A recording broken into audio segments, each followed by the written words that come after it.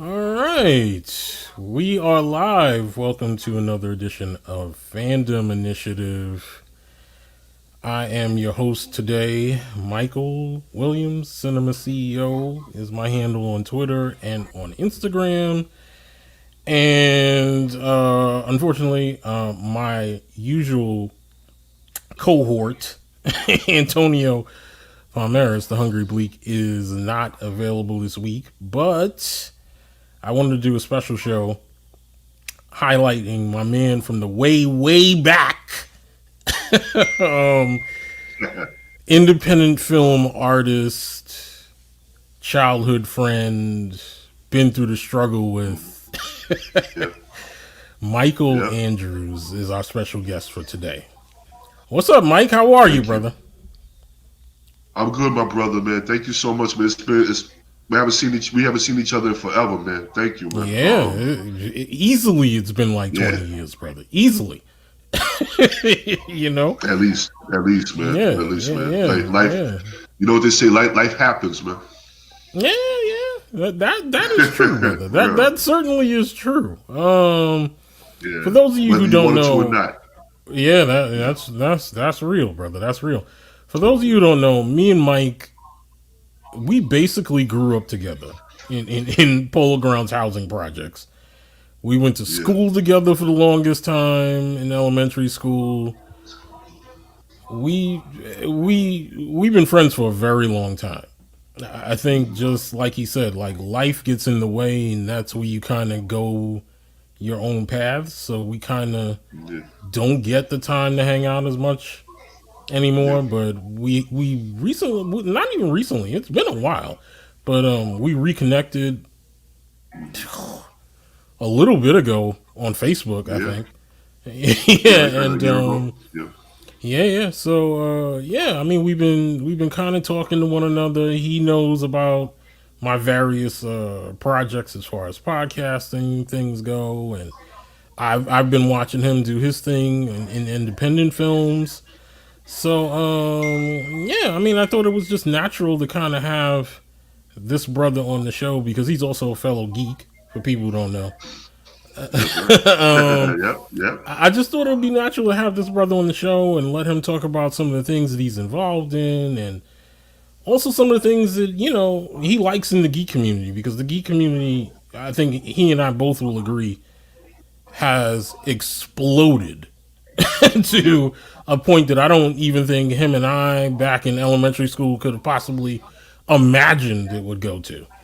So let's talk about the projects and the things that you've been involved in the last, X amount of years, brother. So let the audience yeah. know, a little bit about the things you've been doing and where they can kind of, see your work and things like that. So go ahead, brother. Okay.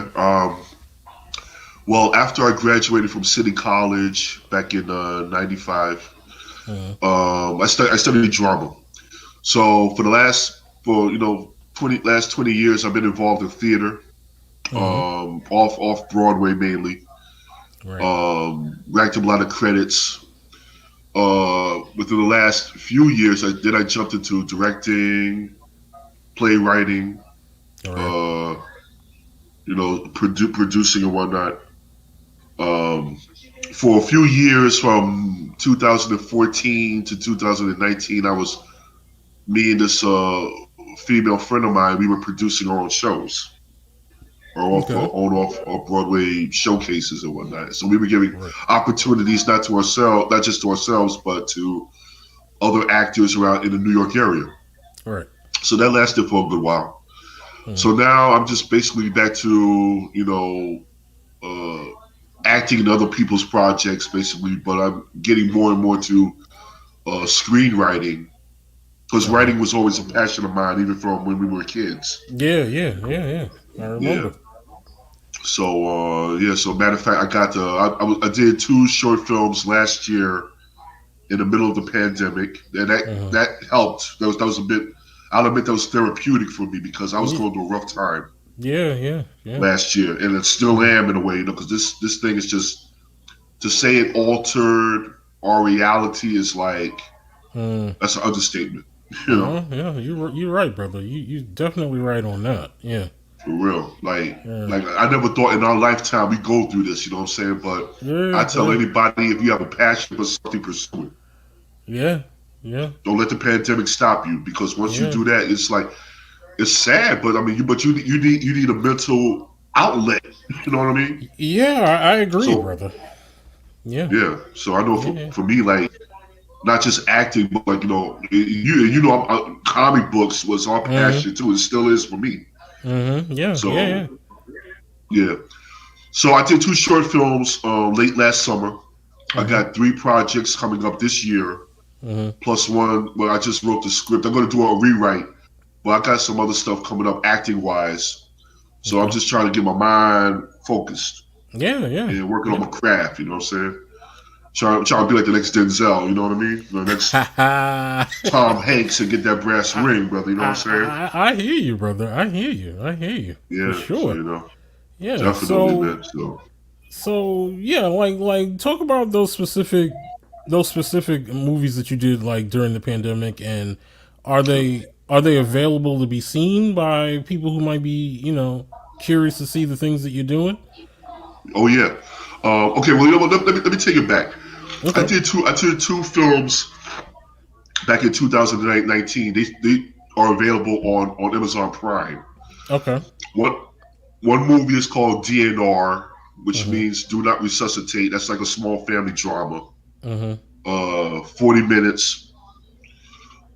We shot that summer of 2019. Then after that, we Okay. shot a movie called The Needs. Mhm. That's another short film, and that chronicles parents who have children with special needs and Mhm. the conflicts that they often go to with school administrators. Right. Anyone, I mean, I'm not a parent, but Right. anyone who has a special needs child, you watch it, you'll understand, because sometimes it's like you got to deal with the bureaucracy of the school system. Sometimes even the teachers are overworked, and a lot of them say, "Oh, I care about your kids too," but it's like a back and forth. You know what I mean? Yeah. Yeah. Yeah.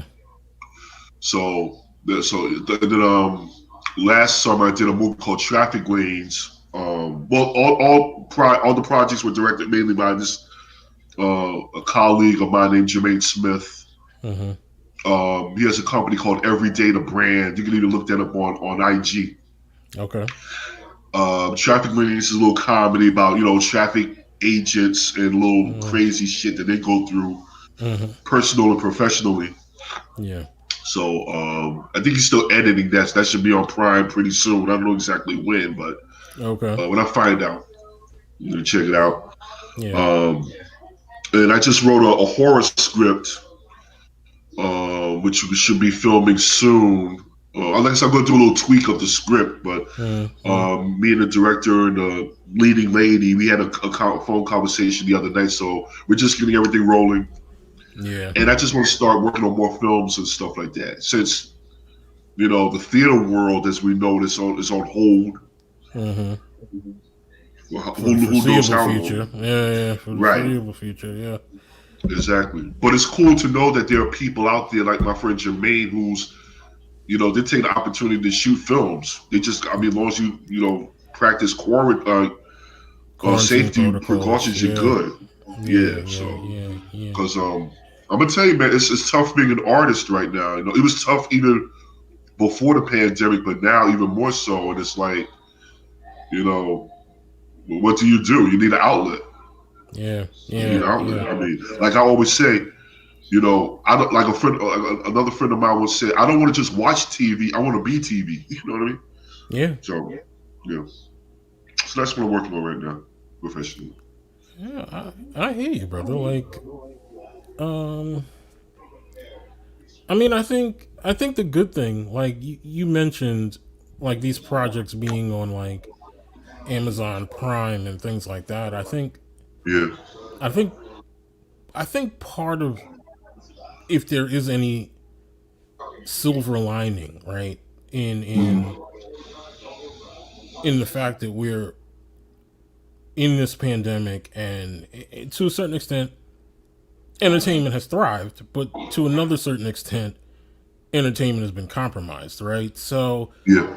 I think one of the more positive things is that it's almost become, and to a certain extent it always was, but it's even more now. It is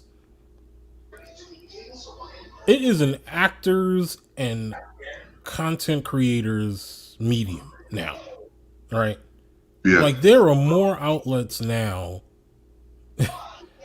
that are starving for content Yeah. than there were prior to this pandemic, where there was always this sort of traditional, you know, big studio wants to make a certain project. These are the things that are getting green lighted. Everything else is kind of in the wait and see mode. And then everything else after that is not getting made, right? Yeah. Yeah. Like now we're in a situation where, and yes, people argue that these streaming services are owned by, big media conglomerates. Yes, that's true. Yeah. But big media conglomerates are always looking for more content, right? Like they Always. have Yeah. they have the purchasing power to buy the content that they really really want, that's going to distinguish their services, right? But then there's Yes. always this kind of there's always this kind of like other part of the catalog that they want to fill Mm-hmm. up, right? Because Yeah. they want to have those things that are kind of, for lack of a better term, gems that keep bringing people back. Right. That Yeah. are the things besides the big things that everyone talks about, that are worth the money that you're spending per month, right? Yeah. So when I kind of saw you, talking about these things were on Amazon, I was like, man, I'm like, this guy, like this Mhm. guy's out here doing his thing, Yeah. Right. right? And it's Yeah. like it's not even that it needs to be anything huge, because it doesn't. Like Right. huge is great if you can get huge, and brother, Mm-hmm. I'm pulling for you to get huge, brother. Don't get Thank me you. wrong, I'm pulling for you to get huge. Mm. But if you can just get your foot in the door in small, in something like Amazon, you're on the right track, brother. Yeah, I agree. I totally agree with you. Yeah. Yeah, Oh, I'm sorry. I forgot. I forgot to mention. I got a film project I'm shooting tomorrow in New Jersey. I forgot to mention that. yes, brother. Tell Um, him about that. Tell him about that. yeah. That's it's a series of short films written by a colleague named Omar Moore, and each film has to deal with like COVID. Ah, So the short that I'm in, it's like I would say a good like 10-minute comedy, but basically like his character and his girlfriend. His girlfriend has just invited her overbearing parents over for dinner, and I play the father, so I'm going to be like okay, okay. like a John Witherspoon type. Oh, I Yeah, see. I see. yeah. Okay, So yeah, okay. but I'm looking forward to that. So he's shooting that in Jersey tomorrow. So yeah, That's cool, so brother. yeah, That's good. That's yeah. good. But That's good. but going back to what you were saying before about Mm, content and whatnot, mm, yeah, yeah, yeah, yeah. yeah. So, Oh, I but mean, mm, yeah. Um, so, yeah. I don't know. I don't know if you want to get straight into the what you think about geek culture at this present time, as compared to when we were younger, part of the program. I mean, this is a free flowing conversation between me and this brother, okay, because we've been trying to plan to hang out with one another, and then just COVID I kind know, of ruined everything. So I know, yeah, yeah, yeah. I mean, this is kind of a good conversation, because I get to kind of talk to this brother and see this brother's face, and not just talk yeah, to him on the phone. So yeah, yeah. yeah, I mean, let's talk about geek culture presently right Okay, now, because I saw you just sign up for Disney Plus in full yeah, a couple of yeah. weeks ago. Um, I finally made that plunge. Nice, brother. Nice, nice. Yeah, Tell yeah. tell our listeners and our viewers right now, like, what your overall thoughts of Disney Plus is as far as like the app, using the app, and some of the things that you've watched on there presently that kind of have caught your attention. Okay. Um, well, I know for the longest time, a lot of my coworkers and stuff were telling me, "Yo, Mike, have you seen Mandalorian?" Mm. And you know, from back in the day, I'm a big Star Wars fan. You and Yeah, me yeah, both. me You too, know, me too, brother. Yep. and for some reason, I was hesitant. I was like, I kept saying, "Well, you know, I got a whole streaming. I got Netflix. I got Prime. I Netflix, got Prime. Film Rise. You know what I mean? I got Yeah, Brown Sugar. yeah. I got you know, and also I just recently signed up for HBO Max. Ah, okay, okay. You know, so come on, okay, Godzilla versus Kong, baby. You know what I'm saying? So Yeah, I hear you, yeah, brother. so yeah, I can't wait for that. So, Yeah, yeah, yeah. but yeah, so I decided, you know, it was a snowy Sunday, a couple of Sundays ago. I'm like, okay, I'm Mm. sitting in the crib, I ain't doing nothing. Um, let me check it out. Right, right, right. So subscribed and started, and then that whole Sunday, I watched the entire first season of The Mandalorian. And Okay. I was saying to myself, I can't believe I waited this long. Exactly. Yeah, This yeah. is some good, you know what I'm saying? Mm-hmm, mm-hmm. Because, like I said, I'm, you know, loving Star Wars since I was 5 years old, since my sister took me to see the first movie. Mm-hmm. And wasn't too crazy about some of the prequels, even the sequel trilogy that just came out. Mm-hmm. And it's true what people are saying. Mandalorian is bringing Star Wars kind of back to its roots. Yes. So I'm enjoying it, man. There's a lot. I mean, you know, and overall, with streaming being at an all time high, you know, it's fulfilling that gap in entertainment. Yeah, Um, yeah, yeah. Network TV, I've been really disappointed with. Unfortunately, I find myself, yeah, you know, like Yeah, there's I hear only a you, handful brother. of stuff I watch on network. Yeah, yeah, yeah. Majority of the stuff I do watch is on cable, like you know, The Mm, Walking Dead. I mean, but even yeah, that's I'm starting to fall off with that because it's not grabbing my attention like it used to. yeah, yeah, yeah. But other than that, I would say basically like this is a good time for streaming because like I said, the content that's coming, especially on Netflix, like damn, I mean I discovered some great shows Mm. during the pandemic. You know what I'm saying? Like October Faction, Warrior Mm-hmm. Nun. Ah, Um, yes, yes, yes. Warrior Nun, yes. yeah. Um, what else did I look at? God, I forgot the name of it. The one that's based on Glow, but the female wrestlers. Glow, yes. Good stuff, man. Like you know, acting, writing. Yeah, I mean, they give the feature film to run for their money. yeah, yeah. Unfortunately, you know that Glow's not coming back, right? They canceled it. I read that. That's I think that's ridiculous, but Yeah, yeah. yeah. Even the Marvel shows they had Daredevil and Luke Cage. That's good stuff, man. But hopefully, maybe Marvel, Disney will pick that up. Yeah. I mean Yeah, the rights to Jessica Jones and I think Punisher just reverted back to them this week. So it did. Yeah, yeah, I wasn't a big Jessica Jones fan, but Punisher, I'm definitely excited about. So yeah. I mean, essentially, what you said just now is basically kind of what you know Antonio and I have talked about on the show many times. Is that yeah, streaming streaming has filled in that gap where theaters have been gone. You know what yeah, I mean? Like yeah, they have essentially given you like last summer in the height of this pandemic, Netflix basically gave you a summer movie season. And I don't think people kind of realize that they did, but they did. yeah. Like They did. when you look at Extraction, when you look at The Yeah. Old Guard, when you look at a movie Yes. like The Five Bloods, they really gave you movies that would have played, I think, would have played pretty well in a theater. You know Absolutely. what I mean? And Yeah.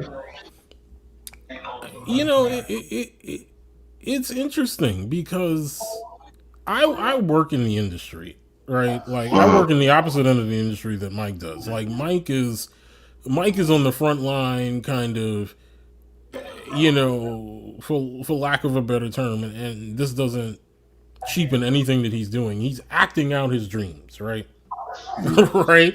Like I'm in the side of the industry where I'm helping him to a certain extent bring those dreams that he's acting out in front of as many eyes as possible. But what you Right? do is no less important, brother. No, I know, brother. I know. And I've been in the industry for a while, and I've seen it change. I would probably say in the last 10 years at a breakneck pace. And I've seen companies that didn't really understand that streaming is what people wanted.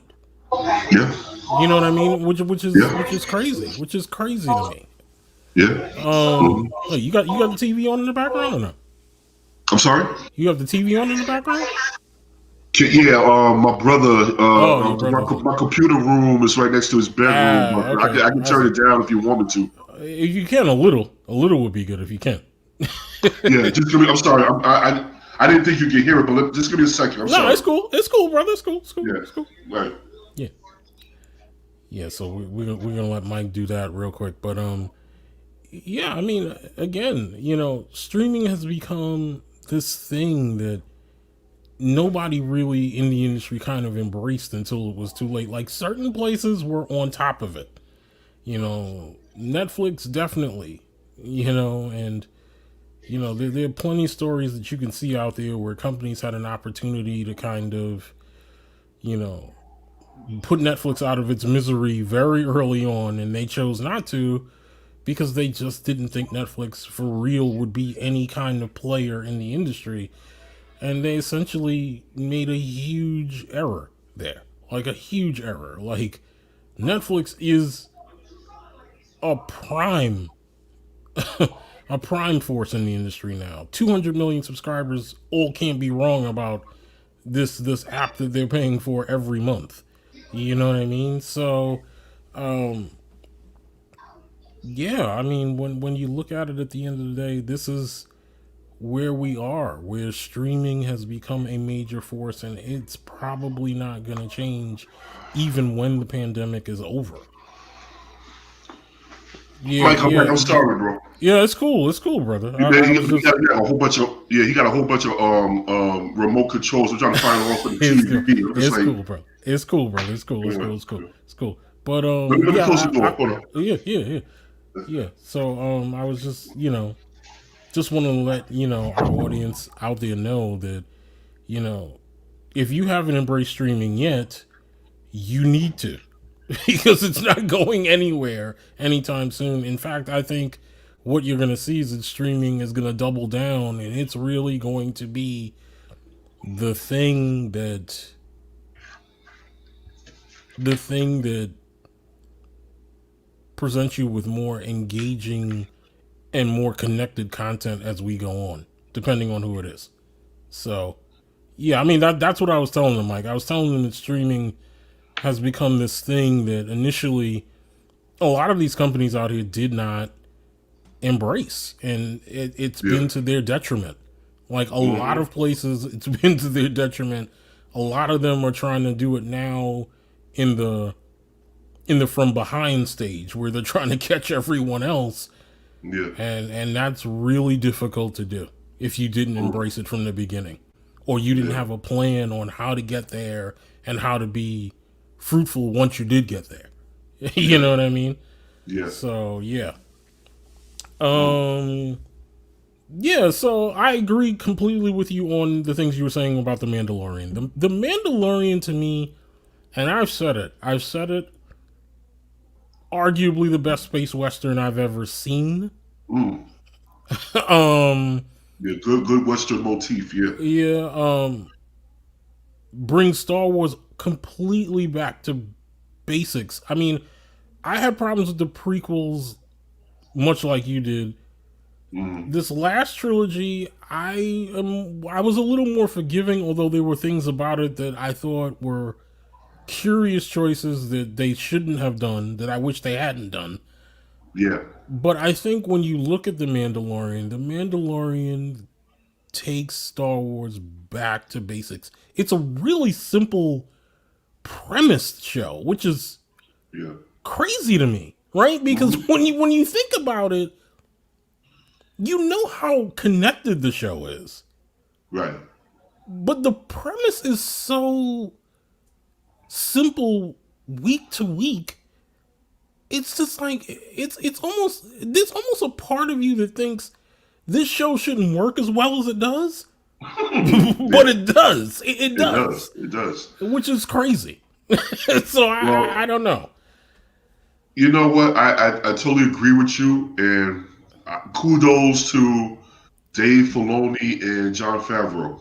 Yeah, yeah, They get it. They get it. yeah, And you know what? Star Wars is a simple formula. yeah, It's not overly complicated, but yeah, yeah, you know, and that's the thing because with George Lucas, and some people say, and maybe to a certain extent, I agree. The worst mistake he made was selling Lucasfilm, because I mean, Star Wars is a brilliant idea in and of itself. It's a simple tale of good and evil, you're right. but it plays like, you know, a mythological fairy tale. You know, all these Right. different. You know what I'm saying. So it's different things. It's fantasy. It's a war film. It's a fairy tale. You know what I mean? And these other people that took over the movies, they overcomplicated it. Yeah, And Lucas did too, to an extent. Like if you remember a Phantom Menace, mm. he's talking about like trade embargoes and stuff like that. I'm like, dude, I'm not. You showed me CNN in space, man. I don't know that. CNN in space. Nice. What are you talking about, George? Like what? Yeah, yeah, You're taking us out of the basic core of the tale. You know what I mean? But yeah, yeah, so yeah. But I mean, I yeah. thought I mean, yeah, yeah, I get what you're saying, and I know that there are people who kill him for selling, but yeah, I think at the end of the day, when you look at it this way, you look at it, you look at what he was able to do with Star Wars. I mean, let's think about this for a minute. yeah. He makes a movie in the '70s Uh-huh. that literally makes a. And I say this all the time, and people look at me like I'm crazy when I say it, but it's the truth. He makes a movie in the '70s that pretty much makes a cottage industry in the film industry that wasn't really there prior Yeah, to that. yeah, Like he makes a movie where he does the special effects, the sound design, and the overall design of things yeah, on his own. Like yeah. on his own. He's hiring people, but essentially it's his name that's on everything. Right? Right. So you didn't have anybody at that point doing that kind of thing in Hollywood at all. Yeah, yeah, You know, yeah. Mm-hmm. so I would dare someone who made that kind of thing as big as it wound up becoming, because at some point he was also doing other films besides his own stuff Right. with ILM and Skywalker Sound and all this other stuff. I dare anyone to tell me that if someone came to you and said, put a check on your table for $4 billion, you wouldn't sell that industry after all the Right. things that you've done. Mm-hmm. Like, Yeah, you've made not only the money that you made prior to that, prior to them putting this $4 billion check on your table, yeah, but you're getting an additional $4 billion? yeah. Like, you would sell in a minute, and it doesn't matter if it was Disney, it doesn't matter if it was Fox, it doesn't matter if it was Warner Brothers, it doesn't matter who decided to put that check on the table. You'd sell. Yeah. You know what I mean? Yo, let me tell you something. Go ahead, brother. Go ahead. No, I was just gonna say, listen. I mean, his great grandkids don't have to worry about a job. Exactly. I think my biggest issue with George is this. Yeah. I think the ugly side of that kind of success, and I'm not talking about when he sold to Disney. The ugly side of the success is that when you're that successful with the middle three movies, the three movies that we think are the best movies probably ever made in that saga, is that it makes you lazy. You know what I mean? Like, because you've made so much money on those middle three movies, in how many iterations that he's put out over the years. When he decided to go back to it, I think he lost a little bit of his mojo, vigor for doing it. And I think that's what you get when you get a trilogy like the prequels. Like, you have a lot of good ideas in the prequels, but they are not strung together the way that they should be. Right. You know what I mean? And I agree. And I think that was probably the major problem, was that he got lazy. He thought he could just kind of half-ass write things and duplicate the same success. Yeah. And then when he saw other people doing better with his idea, because I bring this up all the time, like, you have that Clone Wars series on Disney Plus, which is great. If you haven't seen it, it's great. I haven't seen the whole thing. Yeah, I haven't seen the whole thing. I just started like the beginning of it. It's great. Yeah. But there was another Clone Wars series that came out initially before the series did, that he licensed, I guess, the Star Wars brand to. The show was on, I want to say it was on Cartoon Network at one time. In its initial run, it was on Cartoon Network. And people love that show. Like, that show, that show was amazing. The show that I've seen, it was amazing. Okay. And he was integral in getting that show canceled. Wow. Because someone else had taken the characters that he had established and did it better. You know what I mean? And I think he sometimes gets really irritated when people do things better than he does. You know what I mean? Yeah, you know what? Okay, here's the thing. All right. Okay, brother, okay. Going back to the prequels, one of the biggest complaints everybody had, and even I had this, I'm sure you got it too, was the fact that he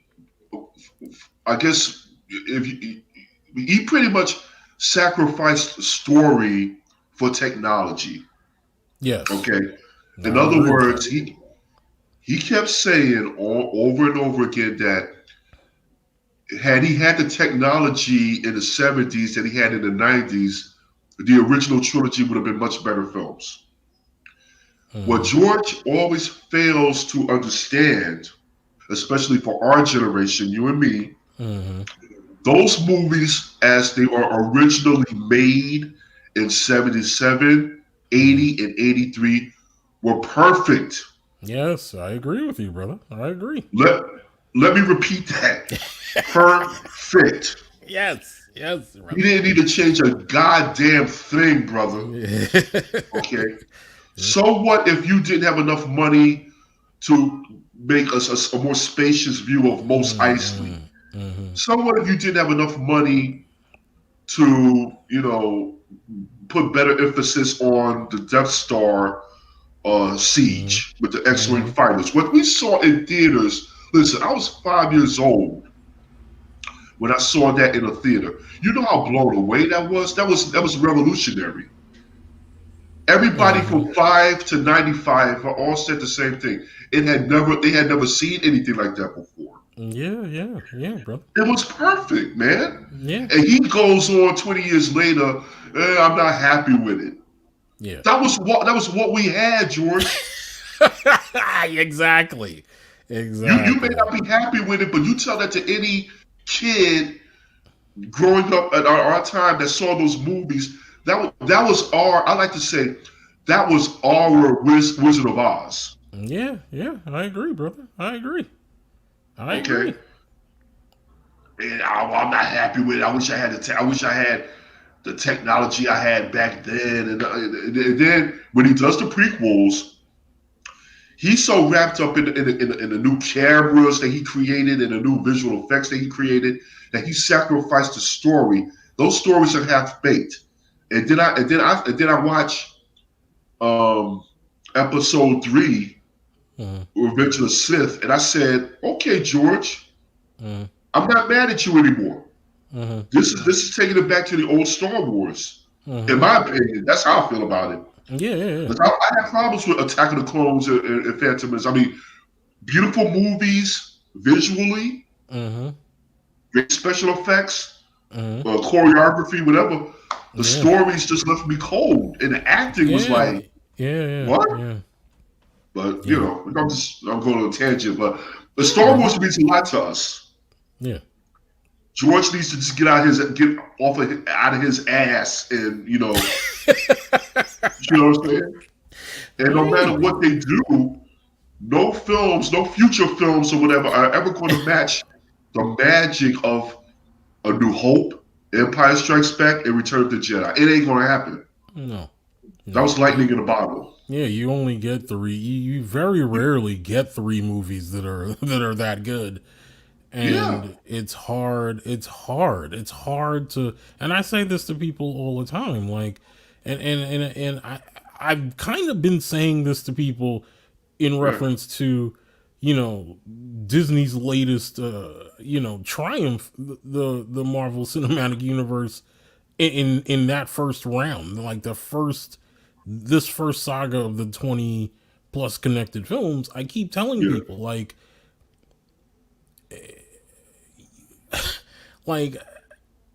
don't get too comfortable with this, right? Like yeah, don't yeah. assume that even what comes after this will be as good as that first round. Like That's it's right. like what they tried to do in that first round had never been done before. Like you literally are asking people to hang with you for 20 something movies to get a payoff at the very end, right?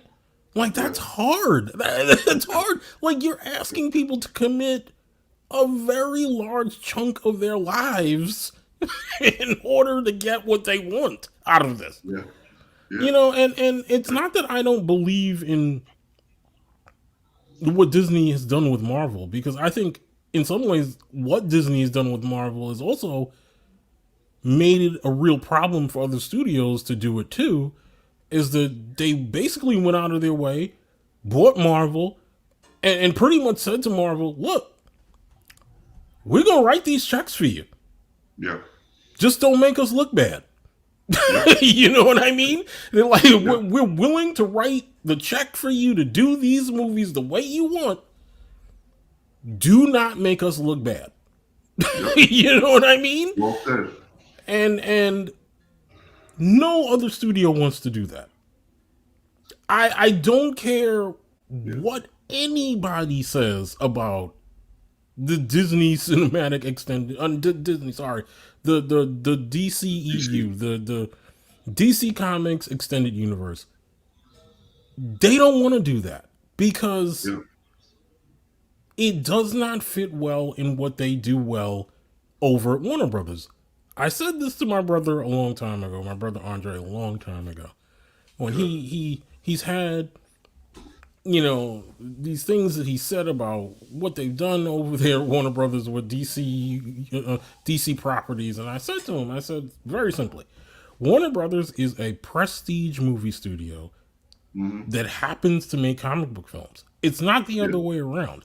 They're not right, a comic book movie studio that happens to make other genre films. Mm-hmm. Like, that's just I not how agree. it works. Yeah. Like, you know what I mean? Like, they want to make movies that they can slide into their prestigious catalog of how many ever years they've been around. And, you know, they want to be able to put out these, you know, volumes of DVDs or you know, Blu-rays, as long as we're going to be in the Blu-ray technology.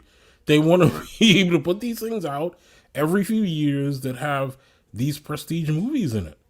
And I don't Mm-hmm. think that they see very few DC related movies as prestige movies. The Nolan movies are prestige movies to them. You know what I mean? Richard Donner's Superman is a prestige Yeah. movie. Or Batman 89 is a prestige movie. Yeah. Yeah. They don't necessarily see Justice League, Man of Aquaman. Steel, Aquaman, And I any of love these Aquaman. movies. Yeah, they Yeah. don't see any of these movies as sort of prestige worthy titles. Although they seem like they're trying to push that agenda now because they have the streaming service and they have to get people to sign up. But it's Yeah. like, you know, what Disney did with Marvel has literally changed movies. And I agree, it's changed movies for the good and for the bad at the same time.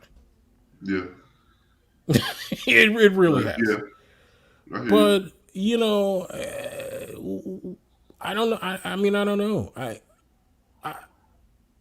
With all of that said, sending the focus back to Star Wars, that's where the juxtaposition is, right, brother? Like, Mhm. you're Yeah. talking about how, you know, George lost his way.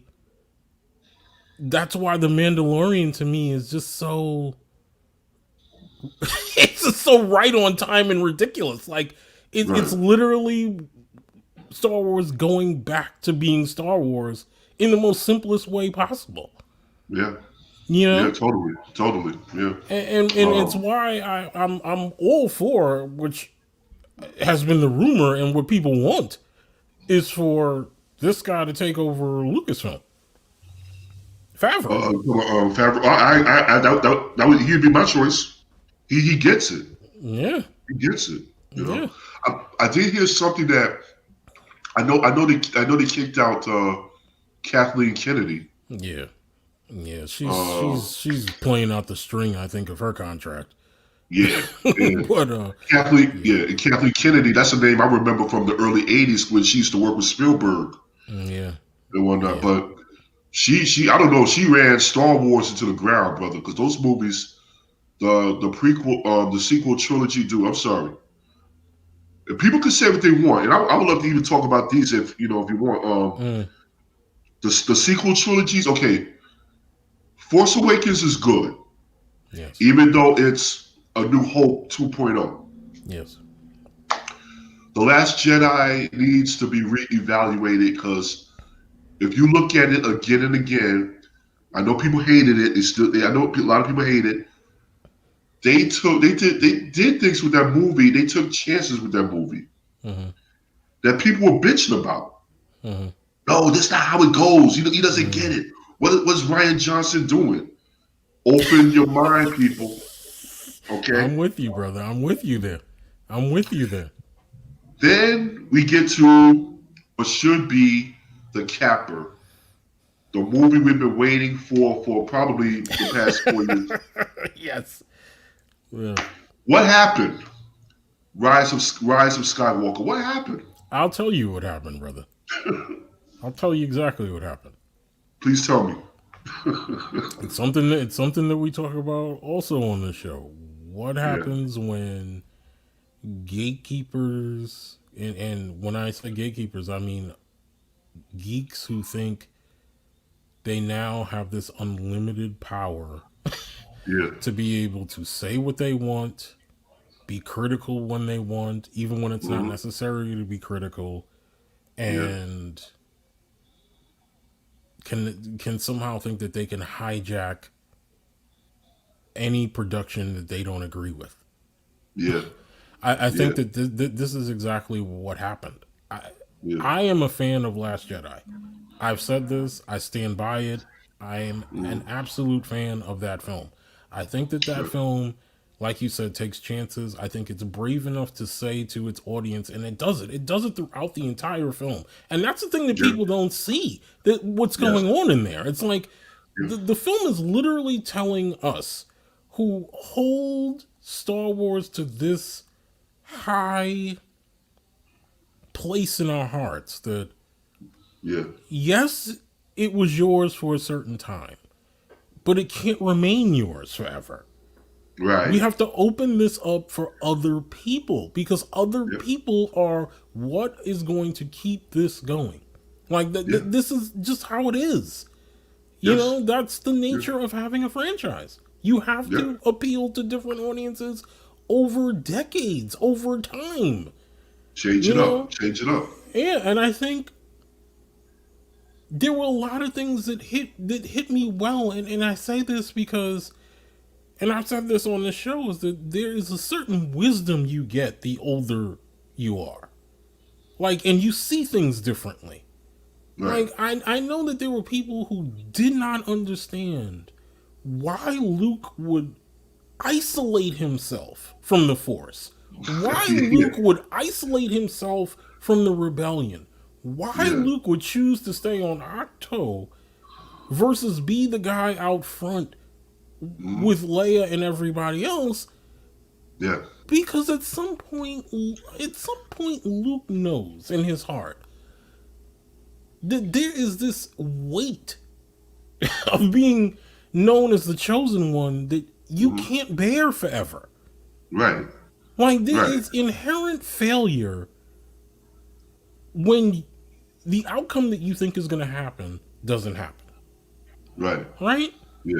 Yeah. So I understand why he chose to do it, and I thought Last Jedi was brave to do it that way, the way that they did it, Yeah. where you see Luke very differently than the last time you saw him in that movie, and I was like, wow, I'm like, they're really hitting on this idea that the Jedi have failed.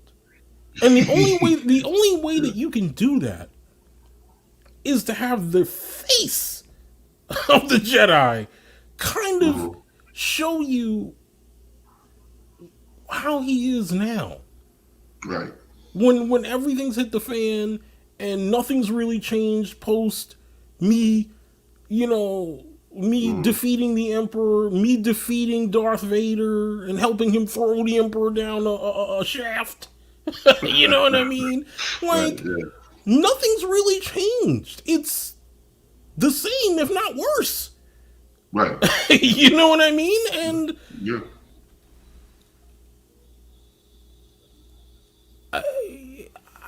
I just didn't understand people's reactions to certain things.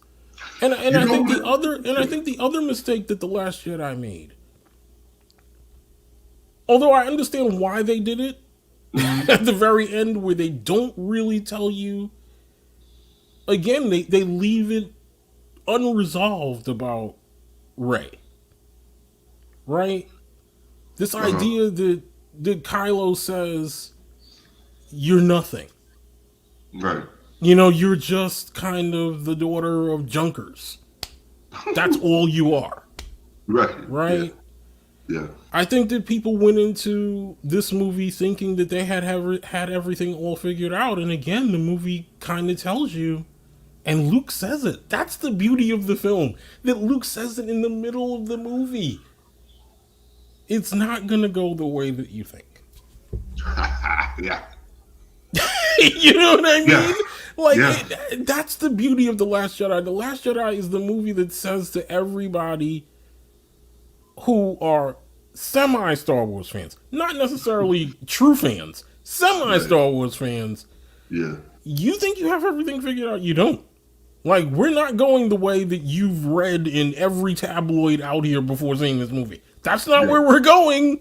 Yep. You better get used to it because that's not where we're going. That's You right. know what I That's mean? right. That's And right. I And think what happened, I you go along with the ride or you get off. exactly. And I think the problem is that Disney bowed to listening to people on social media, and that's why Rise of Yeah. Skywalker is a mess. It's an Yes. absolute mess. It tries Yes. too hard to undo Last Jedi, and it's disappointing. It's disappointing to me that J.J. Abrams didn't see what Last Jedi was trying to do, because I thought he could absolutely kill a third installment if he had just followed what Ryan Johnson had set up. You Like, know if what? they had done that duel, are you familiar with the Duel of the Fates script that's been out here for a while? That is what I the keep third hearing. one I should keep have been. hearing. Yeah, No, I keep hearing about it, but I don't know too much about it. yeah. The Duel of the Fates script, for lack of a better term, is Return of the Jedi 2.0. It's Okay. pretty much Return of the Jedi 2.0 with little things different here and there. There's a lot of storyboard art out there of Rey gets the dual edged lightsaber, except she wears the Black Jedi costume and not the Black Sith costume like she does in that movie. And Okay. yeah, it's a very different film than what we Okay. got. Right. You know what I mean? And Okay. I almost wish that they had just done it that way rather than bringing back. If you have to bring back the Emperor, I guess, but But it just there's no it just purpose to felt it. It just, clunky. It felt clunky. yeah. You know, it felt like, well, we have to bring back something that's bigger than Kylo because Kylo's not enough. You know what I mean? Like, I don't Well, know. you know what? Okay. I don't know. It's Granted, Kylo is no Darth Vader. Okay, we get No, that. no. But it was what it was, and Adam Driver did a good job of what he was given. He did. Okay, He did. I'll tell you this though. In hindsight, he was more better developed than Rey, than Finn, and even Poe. And I was really disappointed in Poe and Finn because it wasn't the actors' fault. They were just given shitty scripts. They weren't well developed, and I'm in agreement with John Boyega. Oh yeah, Don't yeah. push, yeah, don't push my character to be something that it's not. Yeah, that was a mess. Like Yeah, the whole side mission of them going to the casino planet. what was that I was about? like, what are we doing here? Like, this is too long. Like, this does not What need was to be that about? nearly as long as it is in this movie. Yeah. I'm like, I don't know. I honestly don't know. And I even think, yeah. yeah. Go ahead, brother. No, I was just gonna say. I mean, and I felt bad for the what's her name, Tran, the Asian Yeah, actress. I Kelly mean, Marie Tran. Yeah, yeah, yeah, they shitted on her yeah, to the point yeah. where even she had to get off social media because she Yeah, got a lot of hate. they crapped on Daisy Ridley too. Daisy Ridley hasn't been on social media in years because of Uh how huh. she was treated with Star Wars. Like, Oh, I it's a didn't know about mess. that. Yeah, Okay. it's a mess. It's an absolute Yeah. mess. An absolute mess. Yeah. And this is the danger of what happens now in the real world of fandom, is that fans now believe they have more power than ever to kind of influence anything and everything. Yeah. And my thing Uh-huh. is, I keep, and what me and Antonio try to do all the time is we try to keep things in perspective. That's number one. You Right. know, because there are worse things going on in the world than, you know, whether a movie was bad or Star Wars Yeah. choice was terrible. Yeah. And two, keep in mind, you didn't build these things, right? Right. Like, you didn't create Star Wars. You Right. didn't build Disney. You didn't build Warner Brothers. You didn't build Paramount. You know what I mean? So, Right. Yeah. yes, do you have more perceived input than you ever have as a fan? Absolutely. But keep in mind, that's not always a good thing. You Yeah, I know, because agree. when you show your ass, you know what I mean? Sometimes it's it really kind of shows who you really are. when you Right. do things like that, and Hmm. it's sad. It's sad, you I know. agree with you. I I agree mean, with you. I think sometimes we need to really sit back and think about how we feel and take a chill. Don't always go to the computer and type what you're going to type and talk about what you're going to talk about and Yeah. insult people, because that's not cool. It's just not cool. Like, Right. okay, I get it. You don't like that choice that they made. Okay, there are plenty of ways to show your displeasure. Don't go to the movie. Right. Don't buy it. Don't Don't watch send it. death threats. Exactly. But this Yeah. idea that you think you can just say what you want and be offensive because you think that somehow social media gives you that option, it's silly. It's silly. It's silly. Yeah. Yeah. I agree. Yeah. And it's heartbreaking because I go like, cause I spend a lot of time on Facebook, Mm, and there's several pages that I follow, like for example, Marvel Cinematic Universe has a Facebook page. mm-hmm. Star Wars, several. There's like a Mm, billion, mm-hmm. Marvel, DC, and when one person gives their innocent opinion Mm-hmm. about a subject, like the other day, um, somebody had written on the Marvel Cinematic page that he thought that Hugh Jackman was not a good Wolverine. Mm, And the responses were half and half. Like there were people that would, but some majority of people, oh, you're an asshole, oh, fuck you, mm, mm, mm. and like, okay, okay, I get you don't agree with what he's saying. I mean, You're right. to some people, Jackman was the man. Some You're right. people, no, he wasn't You're right. comic book accurate. You're right. But if you understand the mediums, and Right. even Ron Perlman said it, everything in comic books does not translate well to screen. Yeah, that's the truth. It's the Because if truth. right, because if it did, then Mm-hmm. how come for 7 or 8 X-Men movies they never wore the spandex? Exactly. How come they had to put them in black leather costumes? Exactly. Okay, how come Michael Keaton wore black leather and didn't wear the traditional gray and blue? Exactly. Okay, Christian Bale, Al Kilmer, Mm, Clooney. mm-hmm. Why? You see Mm-hmm. what I'm saying? Yeah, The yeah, closest yeah, that we got yeah, to the costume was Affleck. yeah, yeah, yeah. Pretty much. Yeah, Pretty much. but I mean, like I said, it's true. I mean, it took a while to understand that, but everything in comic books does not always translate. The comic book doesn't translate to the cinema, and but as long as the intent and the understanding of the core of the character Yeah, is yeah, there, yeah, yeah, yeah, yeah. It's true. I'll It's true. take that. It's true. Okay. God bless Favreau when he directed Iron Man. Robert Mm-hmm. Downey Jr. captured Tony Stark perfectly. Mm-hmm. Tony Stark is an asshole. He's arrogant. He chases women. Mm-hmm. It's only after he gets that accident and his heart is damaged and everything else that comes after that, he has a change of heart and decides, you know what? I've been creating all these weapons of war. Let me Mm-hmm. create a weapon that would to protect humanity. Mm-hmm. They Yeah. captured that.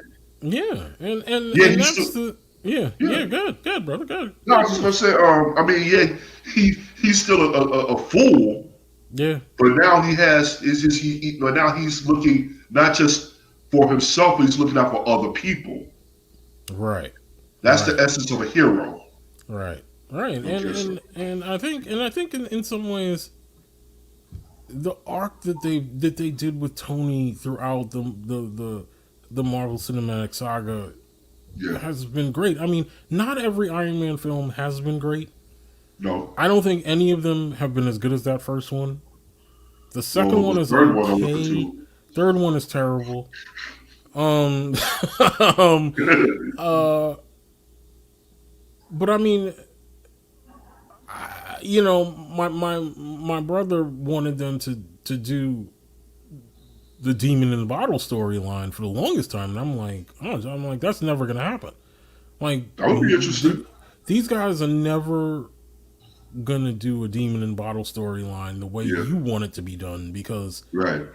this is Disney, for Christ's sake, who owns it. You know what I mean? So Yeah. unless Disney's willing to do an R-rated sort of, Elseworlds type tale of Tony Stark, Right. you're not gonna get that. Like, it's hinted in all these Iron Man movies that he kind of has a drinking problem. Yeah. It's Yeah. hinted. You know what I mean? And I think that was all you were really gonna get about a Demon in the Bottle storyline. But as Yeah. far as the connective storyline about Tony and, like you said, Tony kind of being this, idiot slash asshole who is trying to do the right thing for the most part, even Right. if some of the things he doesn't really think through well Mhm. enough. Right? Right. Like, you understand Tony wanting to, like he says, build a suit of armor around the world. But at Right. what cost are you willing to do that, Tony? You know Right. what I mean? Yeah. You're willing to play with mixing AIs with technology, and as we all know from other movies, that never goes well. Like, Oh. that never Right. goes Right. well. Mixing Right. AI and technology, it never goes well. Yeah. And then this is what you get. You get Ultron, and then you get, and then, you Yeah. get all these other things that happen throughout that saga where Tony has, pissed off some people close to him, and Yeah. even people he's not really aware of until it's much too late. Yeah.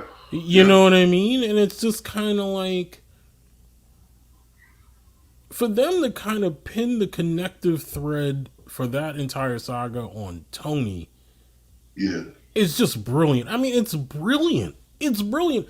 And it's almost like you don't see it happening until the very end. You don't see the brilliance of it till the very end. Right. And how everything goes down. Mhm. You know what I Yeah. mean? Like, Completely. it, listen. I never, honestly, brother, you and I can sit here in agreement and think about this as kids that were in PS46 in Manhattan, and all this, and thinking about the things that we saw then. Yeah. I don't think you and I ever thought we would get Marvel movies the way that we got. Yeah. I mean, it's Yeah. been the thrill of my lifetime to watch Yeah. these things be developed, Yeah. and to have this kind of connective thread amongst all of it. And again, I'm well aware, and I'm willing to admit to people that not every movie in the saga is great, but it Mhm. doesn't have to be. As Right. long as that connective thread makes sense, Mhm. I'm willing to forgive movies that aren't that great. Me too. I You agree know with what I you. mean? Yeah. So, Yeah. yeah, I mean, I totally agree with you. yeah, You know. and I mean that brings us to something else that I know you've been watching on Disney Plus. Uh, what do you think of WandaVision? You know what? I'm not gonna lie. Well, okay. I first read about the plot. Yes. Well, no, I didn't read about it. But I heard about it on Mm. 1010 Wednesday. We talked about it in the entertainment section, and they were talking about WandaVision was going to have like this 50s, 1960s sitcom vibe. Mm-hmm. And I was saying to myself, nope, ain't going to watch it. I was like, what are you talking about, 1950s I Love Lucy vibe? I mean, what does that have to do with Vision and Scarlet Witch? Mm-hmm. Then people, I was just like my mouth dropped. But then on social media, everyone was saying, "Oh, it's a great show." Mm. Everyone is complaining about it. They just don't get it. You guys are not true comic book fans. You got to stick with it. I was, Yeah. I mean, they weren't addressing it to me personally. I was just reading Yeah. the comments, Yeah, but just reading. Yeah. I was like, okay, Yeah. maybe there's something to it. Yeah. I don't know. Yeah. Then when I finally looked at, like the same night I looked at, same day I looked at Mandalorian, I looked at the first 2 episodes of Wanda, Mm-hmm. and I was still shaking my head, like, okay, I'll stick with it. Mm-hmm. I guess there's something to it. Mm-hmm. By the 3rd, 4th episode, I was like, okay, now I see where they're going with it. Mm-hmm. Mm-hmm. It's another example. Sometimes don't be so quick to dismiss something on first Yeah, look. yeah. I will say, brother, I made that mistake. I made that mistake one time prior to this. Okay. and the one time that I made that mistake was on Guardians of the Galaxy. Me too. When Me that too. first trailer dropped for Guardians of the Galaxy a while ago, Yeah. and I saw it, I remember exactly what my feeling was when it was over, and I was like, I don't know. I'm like, I was like, they can't put. I literally was in my head like, they can't put this out now. I'm like, They can't put this out ever. Yeah, I'm like, they've gained so much momentum in this saga. I'm like, Yeah. you put this out now and this movie flops. I'm like, this will kill the whole goddamn thing. I'm like, I can't. Yeah. I'm like, you guys can't do this. You can't do it. I mean, literally. I mean, I wasn't going to be the fool that goes on social media saying, Disney, don't do this. I was like, no. I'm like, the tone of it was off. I was like, this tone doesn't even match anything that we've seen so far. That's I was how like, I there's felt. no way. I was like, there's no way this could be real. I'm like, this can't be what you're doing. Yeah. I agree with you. And then, I mean, yeah. So, and you know, it just worked out bigger than anybody could possibly have thought. And it's almost like Disney kind of covered their bet, right? They were like, well, let's just put it out in August. When nothing is out, all the movies that you want to see for the summer have already gone out. Yeah. Let's put it out in August. Low risk. If the movie makes its budget back, we'll be happy. Right. That's it. Mm-hmm. Boy, was I wrong when I went to go see it, brother. I was completely wrong. Like, now I kind of saw what they were doing with it. Yeah. Like, and that's also been the beauty of the Marvel Cinematic Experience, is that these guys, from the directors to everyone that they've brought into this, who've bought into this situation, are fans of movies. They are fans of genre films. They are fans of things that have come before it. Right. And they have been brave enough to kind of take mixed genres, which almost never works in film. Like, it almost never works. Like, you can't mix genres the way that they do and get a positive result where everyone's happy. Yeah, like, you're right. You know what I mean? Mm-hmm. And, you know, that's why I kind of wasn't worried about WandaVision when I saw it. Like, when I saw it, I was like, their thinking is that the first 2 episodes, which is why they're giving you 2 episodes, right? Because these first 2 episodes have to be the worst shows of the series, right? Yeah. In that premiere, they have to be. Like, they have to be the things that they're just putting out there because they want people to kind of understand the general area of where they're going. They're not going to give you everything. They're going to give you enough to make you think, I have to see the 3rd episode. Right? Yeah. So, after I saw the first 2, I was like, I need to know immediately I needed to know whose point of view this was from. Right. I was like, because it can't be, in my head, I was like, it can't be Vision. I'm like, Vision's dead. We know that Vision's dead. Yeah. So it's like, it can't be from Vision's perspective. I'm like, it has to be either from Wanda's perspective or someone else's perspective of Wanda. Right. Right? And And as the series goes on, there was part of me that it just made my mind go in 8 billion different directions. Like, I was like, well, it made me go back and watch that almost penultimate scene of Infinity War Uh-huh. because I needed to be sure if both Vision and Wanda died at the end, and they did. And I was like, okay, so maybe did she, when Thanos brought Vision back to get the Mind Stone, did Wanda somehow, and this was my thinking, right? My thinking was, this was my theory, that Wanda Okay. had somehow, when he did the rewind to bring Vision back, and then he tore it out of his head, Mm. did she somehow implant part of herself and Vision inside the Mind Stone before they died? You know what I mean? True. So that this Right. is what you would get in Westview. You would get this idealized version of Wanda and Vision in case neither one of them were able to come back. You get what I mean? That's a possibility. Right. But, I mean, as the show is going on, obviously that's not where we're going. But I Uh-huh. don't want to give Yeah. it away because I know there's some people who are probably going to listen to this and watch this and not have seen everything yet. Yeah. I haven't seen the new episode yet, so Okay, so I haven't really given you anything, no.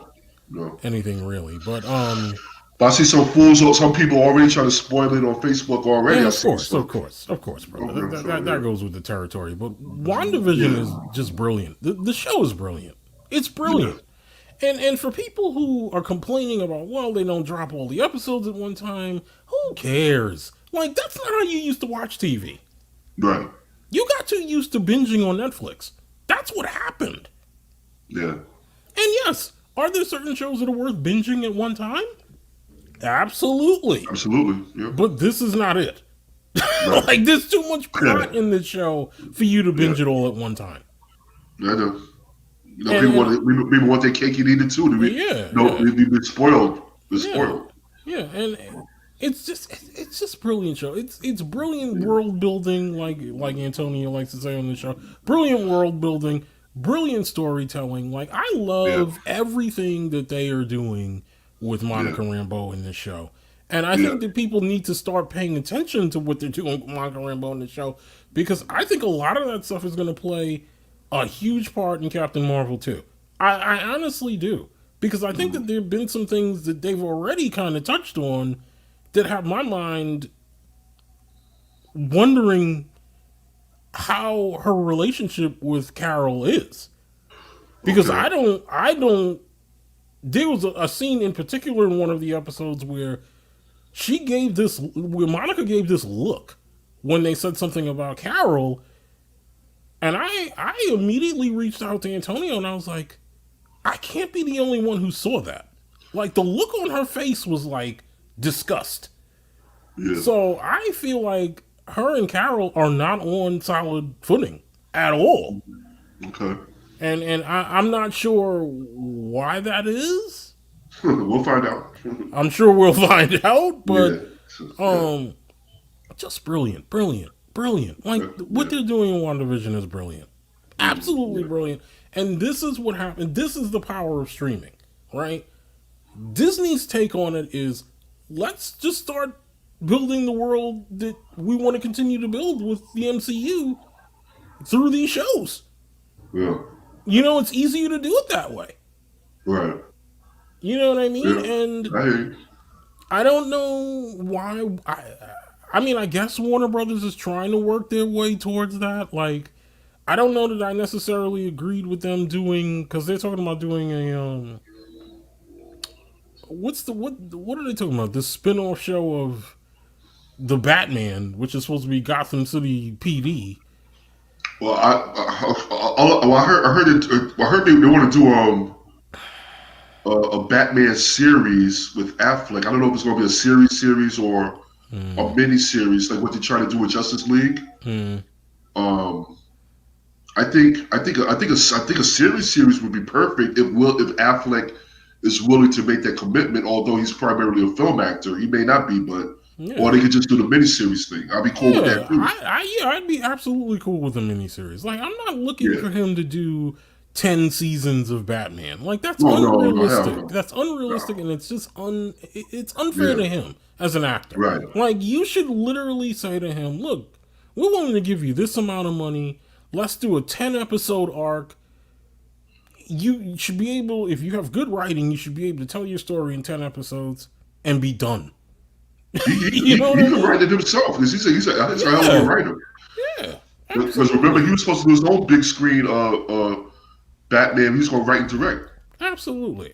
I think that, you know, I think that really is the problem with Warner Brothers right now. And I think what you're starting to see is maybe that's what they're starting to think is that Yeah. we need to get our properties back and try to sort of develop some kind of a DCEU on HBO Max that either springboards into movies or just makes things even more connected than they are. Like, I think Yeah. that that's why a lot of these shows are being canceled on the CW because they're wholesale bringing those things back in house. You know what I mean? Yeah. I think it's Yeah. time. I think the problem with the CW and the Arrowverse is that it went on too long. Arrow was on too long. I wasn't a big fan of it. Really? Listen, I couldn't finish the series. I mean, I think I saw maybe the first two or Yeah. three episodes, Mm. and then I just lost interest. I was like, Mm. okay, okay, Mm. whatever. Okay. Um, Okay. Supergirl was never really into. Only time I really watched that was when Superman guest starred. And now they're doing the new Superman series, which I would Mm. watch. Mm. Batwoman. My brother watches all that. Yeah. Bad. Yeah. Yeah. I don't watch that. He Yeah. watches Yeah. Batwoman. I ain't into that. I'm good. Batwoman. Batwoman. And I Yeah. know some people. Some people can be irritated by what I say about Batwoman. Uh-huh. Batwoman is a mess in season 2. It's an absolute mess. I believe you. Listen, I mean, I'm not even gonna check it out. I'm like, whatever. I'm gonna be honest with Then you. tomorrow I don't look at. No. I thought the first season of Batwoman was. I might have been the only handful of people watching it. I thought what they had with it was compelling. I thought Okay. what they had with it was worth watching for while it Okay. was on. And I think Yeah. a very well intended idea was doomed by lack of communication between your star of the show and what she's in for in a season's worth of acting. I don't think that she really kind of understood how hard it would be to do a television series when you've been a movie actor for as long as she's been a movie actor. Like, Well. even when you argue Uh, that she was on Orange is the New Black, I don't think that the things that she did on Orange is the New Black were as rigorous as this show wound up being. And I think that turned her off. wow. You know what I mean? I think that when she, I think there's a lot of things that nobody really knows or is willing to talk about. But I think when she got hurt, because I think what happened is she got hurt. Ruby Rose got Okay. hurt on the set of Batwoman, Right. and I think there was kind of this thing where they were trying to get her back working a lot sooner than she probably wanted to. Yeah. And I think she just kind of said, no, this isn't for me. You know what I mean? Yeah. And it ended, but that first season had a lot going for it. Like a lot, like this whole idea that her sister is the villain and her sister is the blind spot for Batwoman, so she can't really bring her in. You know what I mean? Yeah. Like she's willing to do what she needs to do to stop her sister from wreaking havoc in Gotham, but she can't bring her in at all. Right. Like to end her as a threat. She can't do it. Okay. Yeah. I thought those things were really, really interesting, but Mm, this second season and the way that they did the recast and I watched 2 episodes, Mike. I couldn't. I was like, okay. I can't because now the show has absolutely lost that inherent dynamic that made it worth watching. Okay. You know what I mean? Now it's like Yeah. it's almost formulaic now. Like the woman who plays Batwoman now has gotten the suit from the Kate Kane character because the Kate Kane character supposedly, technically, at least this is the belief, is that she died in a plane crash in Gotham, but somehow she stumbled upon her suit. Nobody, nobody's been found, Right. but stumbled upon her suit.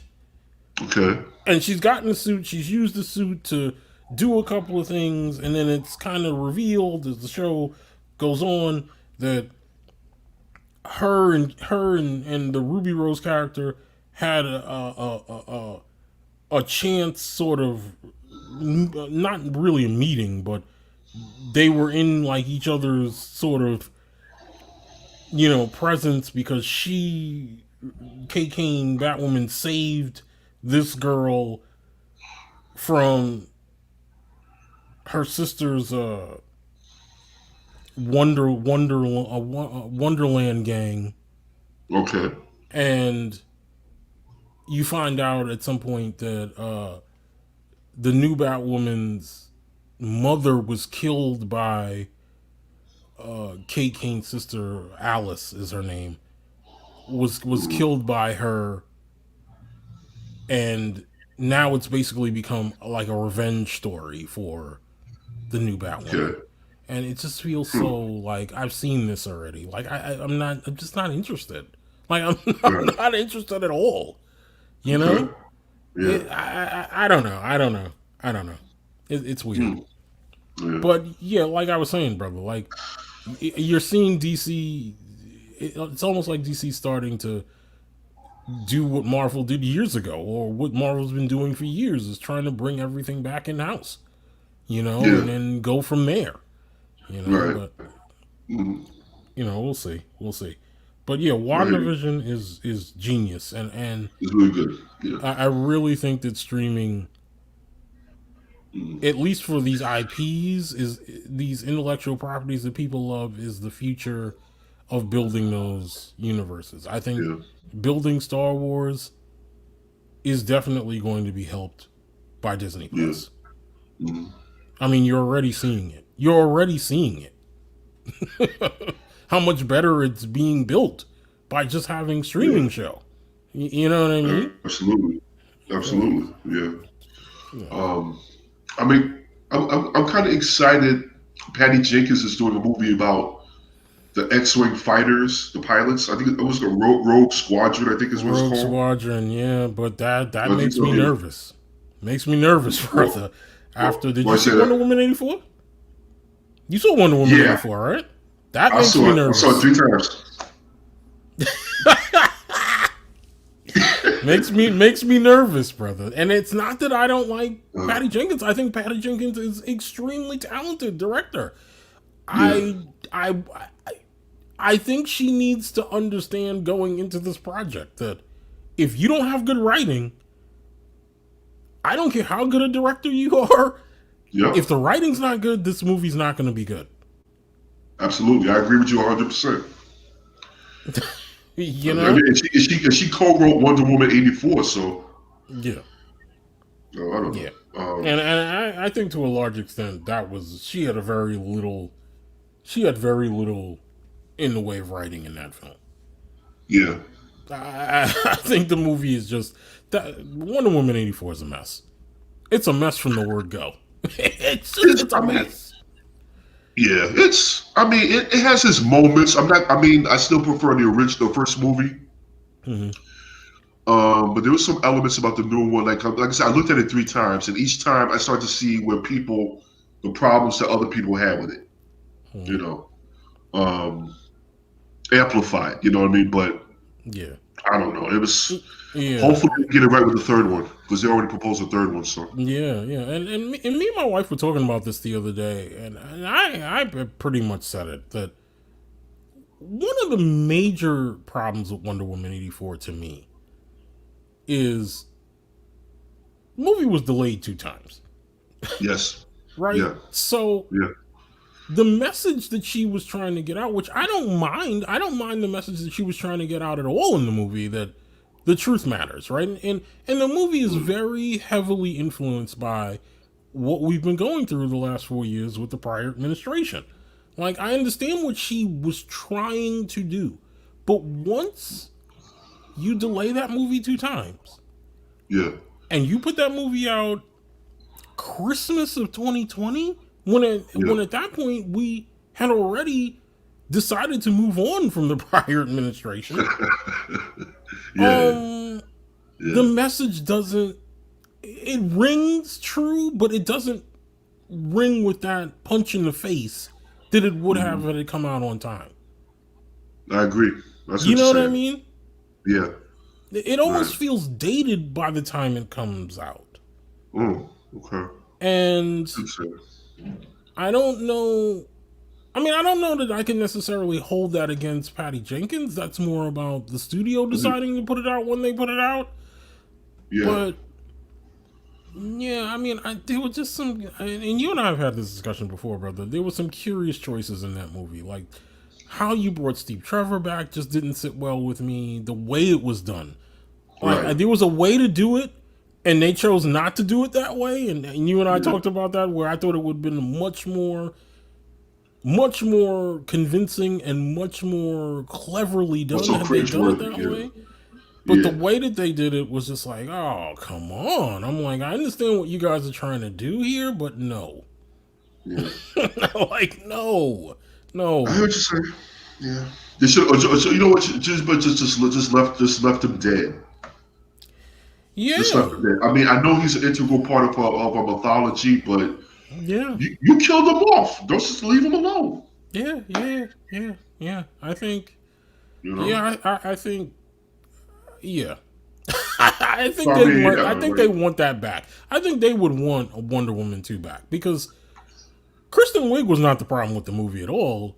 The problem right. that I I liked had is her. that they didn't really explain what happened with her character towards the end at all. So they failed Kristen Wiig in that regard. But I thought Kristen Wiig Yeah. was pretty good for what she was in the Me movie. too. I love the performance. I love the Yeah, performance. yeah. But Um, you yeah, know. I don't know. Yeah, I don't know.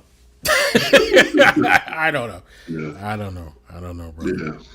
I mean, Um, trying to think of yeah. anything else that you've Um, seen that that caught I've your seen. eye in geek culture yet? Let's see. I saw. Well, these. I don't know if you can really consider this part of geek culture, but I saw Malcolm and Marie on Netflix. Yes, brother. I did want to bring that up because I saw I saw your review, brother, and I wanted to briefly talk about it because you were not impressed at it at all. At all. And being an actor, it hurt my heart. Okay. It hurt my So, heart. what were your problems with the movie, brother? Essentially, and I'm probably going to spoil it for anyone who hasn't seen it. Yeah, Sorry, but spoiler alert. Spoiler alert. I just looked at it as a long 2 hour argument Okay. that just it just had no foundation. Like, okay, like I was telling a female friend of mine, Hmm. because she saw the movie too. She didn't like it either. A few people who I spoke to besides you, most of them said they didn't like it. But anyway, Yeah. Yeah. okay, I have no problem with a movie that explores the toxicity Okay. of a relationship going bad. I mean, I've seen like Kramer versus Kramer, Hmm. The War of the Roses. Hmm. I didn't see Marriage Story that came out a couple of years ago. I heard that was great. I didn't see Yeah, that that was one. actually pretty good. You should watch that, brother. It's good. Okay. Stories about failed relationships. I mean, listen, if you got a good story and good characters, Hmm. Hmm. great. The problem, one of the main problems with Malcolm and Marie, you didn't care about the characters at all. Okay. The movie starts out, they come back from a movie premiere, his film, and he's bouncing around the house. Oh, they love me. I'm the man, and they love my movie. Blah blah blah. Okay, her, she's standing by the stove, making a pot of macaroni and cheese, and then stepping out on the balcony smoking a cigarette. But you didn't see an organic build-up to the fighting. In other words, the movie starts off, he's already feeling one way, she's feeling another way, but there was nothing to build to it. She's already in her feelings about one thing, and I'm just like, well, wait a minute, that's how you start off the story. Okay. It was just bad writing. You know what I mean? I just felt, and the performances. I mean, both talented actors, but I felt that they were both over the top. That's it. It goes back to the script. Interesting, brother. But interesting. I just felt like I didn't care about. I wasn't emotionally invested in either character. He came off as an egotistical asshole. She came off as insecure. And the reasons why they were fighting, they gave us two separate reasons why they were arguing throughout the whole movie. Okay.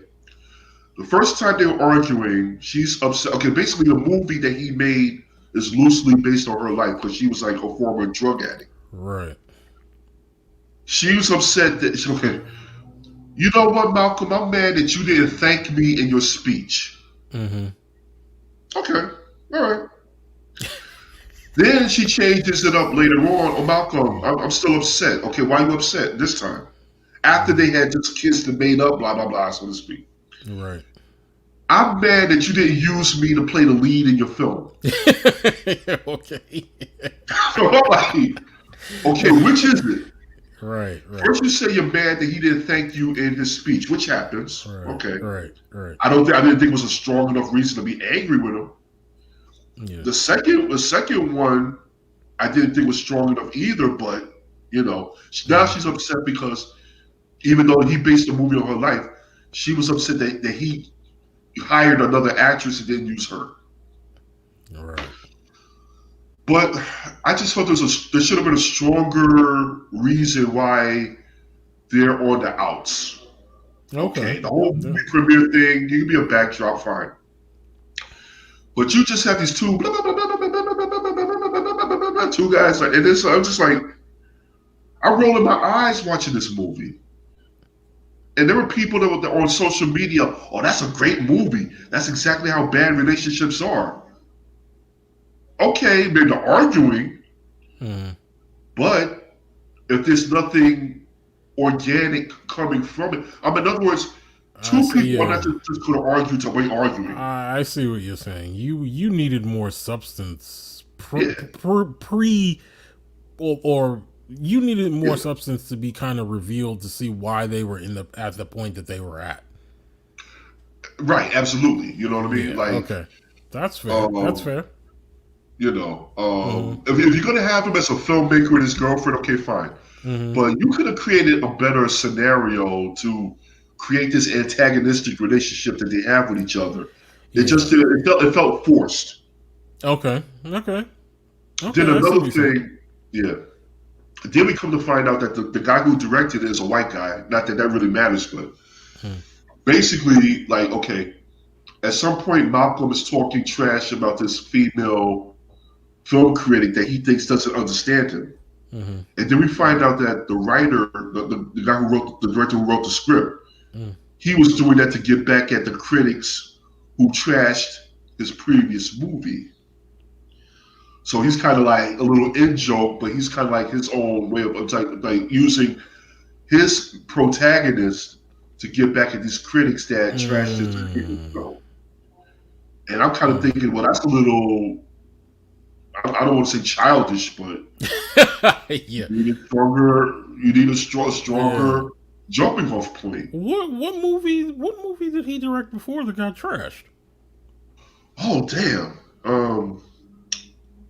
I can't remember, but his name is Sam Levinson. He's the son of Barry Levinson, who directed Rain Man. Oh, he is the son of Barry Levinson. I did not know that. I didn't know that there was a Yeah, relation. I knew that the name yeah, was that's the what I same, but I didn't read. know it was So a yeah, relation.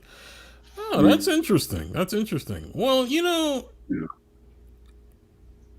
I don't want to say that my feelings about the movie were colored by a show that I watch on HBO Max called Okay. Euphoria. I'm not sure if you watched that show, Mike, I but you haven't watched should. that one. No, I heard that was You great. should, brother. Euphoria is, Oh, brother. that's what he worked on. Yes, Okay, yes, that's his show, and okay. and what's her name, and Uh-huh. Zendaya is basically his muse now. You know what I mean? And she's God. really good on Euphoria. You should watch that show.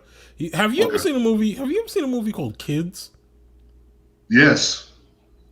Harmony Korine. I saw that. Yeah. That's a great movie. Yeah. Kids. Yeah. Kids. The movie that birthed Chloe Sevigny and birthed what's her Rosario. name, Rosario Dawson. Yeah. Yeah. If you like kids, you will like Euphoria. It's Okay. almost it's almost it's almost a one for one comp, just in two different time periods. Really? Okay. To be honest, yeah. Okay. Um, yeah. Malcolm and Marie for me, it's not a great film, but it's a good film for me, and I think Okay. I'm much more forgiving because I feel like the substance that you thought you needed beforehand, for me, felt like it came out as the argument kind of went on, and it makes you kind of think, okay, well, while I understand and I'm happy that the brother has found some success, Yeah. it's almost kind of like, but why does the success have to be, at the mercy of this person that he's with? Mm. You know what I mean? Like, Yeah. if you and her are supposed to be partners in this struggle, Right. you know what I mean, called life, then why aren't you sort of, and again, I'm not saying that he needed to necessarily cast her in the movie, but why aren't you having her more involved in the process? Right. You understand what I mean? Yeah. Like, Yeah. maybe, casting the person for the movie as her is not your decision. Ultimately, it's not your decision, right? It's the studio's decision. Mm. But the least you could do is kind of have her somewhat involved in it, so Yeah. that she understands that it's not you that's necessarily making that decision for her to not be the person in it ultimately at the end. You know what I Mm. mean? Like, Right. and maybe those things, and maybe you're right, Mike. Like, those things needed to be in the movie to kind of flesh out the story even more, which is Yeah. partially what I agree with you on, is that the Mm. story did need to be fleshed out a little more. But I think for me, the acting was great. Like, Okay. I think people need to really be paying attention now to Zendaya. Like, I never thought that Zendaya had this level of talent. Like, I knew that She's she good. was She's talented. good. I knew Yeah. all the time that she was talented. I mean, you have to be somewhat talented to have shows that resonate with kids on Disney. You know what Mm. I mean? Yeah. Yeah. But I didn't think she had this gear of talent.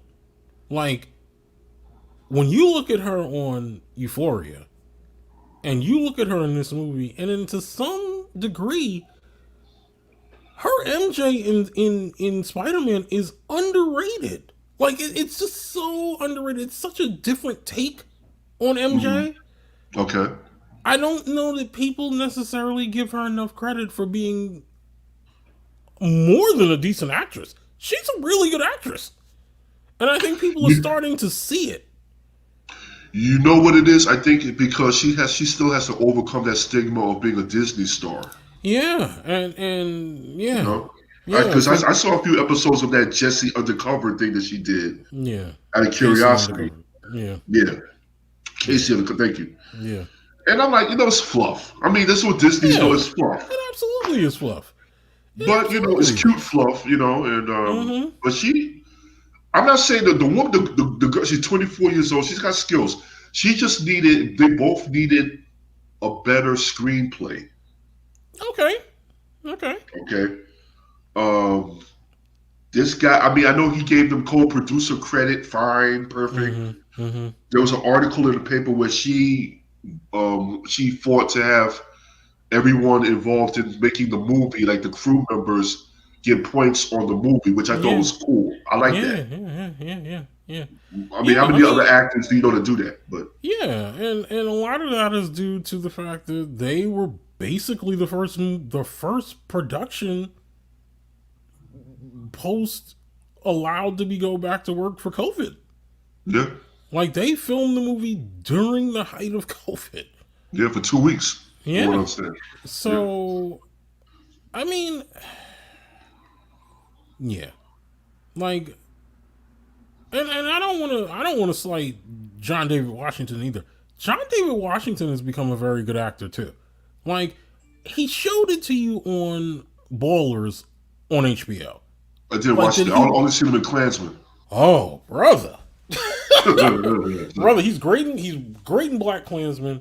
Go back and watch Ballers. I think Ballers is only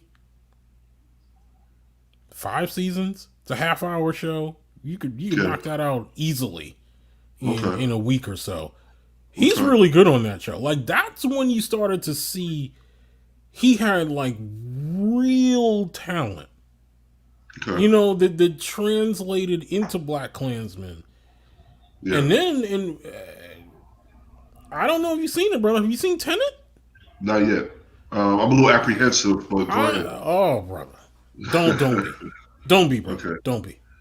okay. You might have to watch Tenet a couple of times to get everything that's going on That's because what I'm it's thinking. that layered in plot. But Okay, I gotta be honest with you, he's good in Tenet. okay. Him and this guy and people will not talk about this guy and they need to. If all of y'all are worried about this guy being Batman, Robert Pattinson, watch him in Tenet. I'm one of them. Watch him in Tenet, brother. Okay, Watch him in Tenet. And I'm not okay, telling you that he's gonna do, Batman type things in Tenet. But what I am gonna tell you is that for those who think that he's going to be more Edward Cullen in Batman, you don't need to be worried about that anymore. listen, He is a much better actor than I he saw the was then. trailer. Hmm? I saw the trailer last summer. Yeah. He's a much better actor now Mm-hmm. than he was in Twilight. I mean, people have to understand that Twilight is the thing you do when your agent gets you that role to get you on. That's Right. what Twilight is. It's Yeah. not necessarily a movie that he kind of says, "Oh, well, this is my career." Right. You know what I Yeah. mean? Like that's not Mm-hmm. what you do. You do that movie to get known, especially Yeah. in America. Right. That's the kind of movie you do to get known.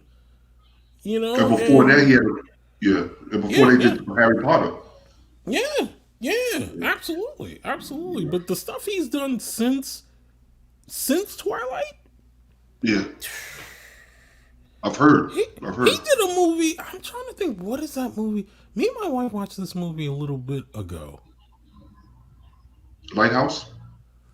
Lighthouse, we saw. That's a good movie. It's a weird movie, but it's a good movie. Okay. It's weird, but it's good. Okay. He did another movie before that where him and I think him and his brother play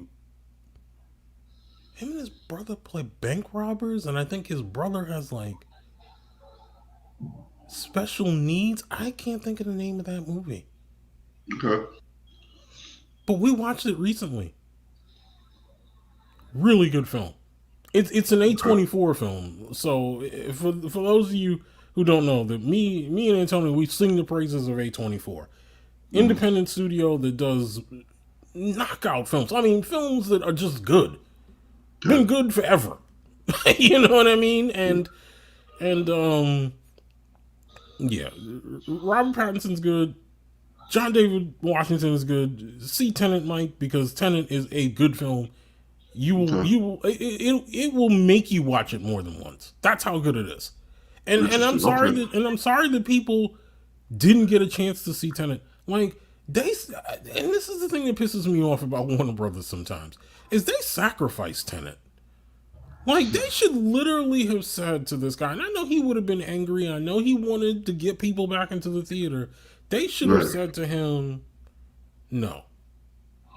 They should have said respectfully, we know that you've made us a lot of money, Uh, Mr. Nolan, but no.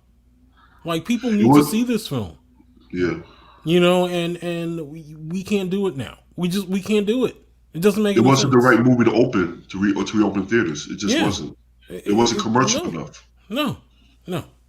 And I know what his thinking was. I knew exactly what Nolan's thinking was from the time he wanted it out.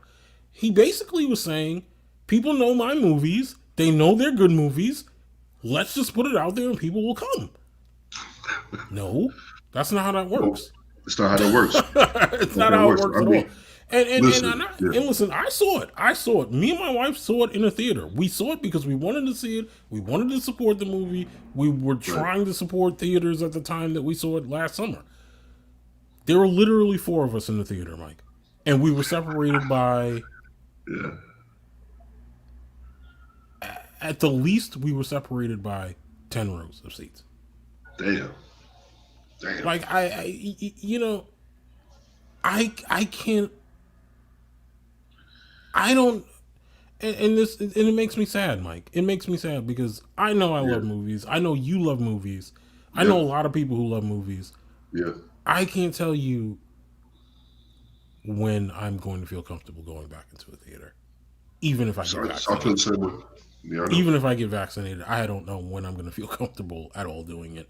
At the level that we were doing it pre-COVID, for example, out of out of my head, when I saw whatchamacallit, when I saw Endgame, packed theater. Like Yeah. I don't know if I don't know when I will feel comfortable being in a situation like that again. I I honestly agree don't. with you. Yeah. And it's Yeah. sad. It's sad, But Yeah. I Yeah. mean, again, you know, that is to say that there's a lot of content out here now, and if you know, you guys and you guys that watch us and that roll with us and are watching me and my boy Mike here today, you're just in an unprecedented time in entertainment history when Warner Brothers is willing to put an entire film slate on their streaming service for free For the entire year. for an entire year Every major because release for the entire year. they want people to see these movies because they understand that Yeah. time is the enemy of good content. Yep. Like if you wait too long, people don't care. Black Widow.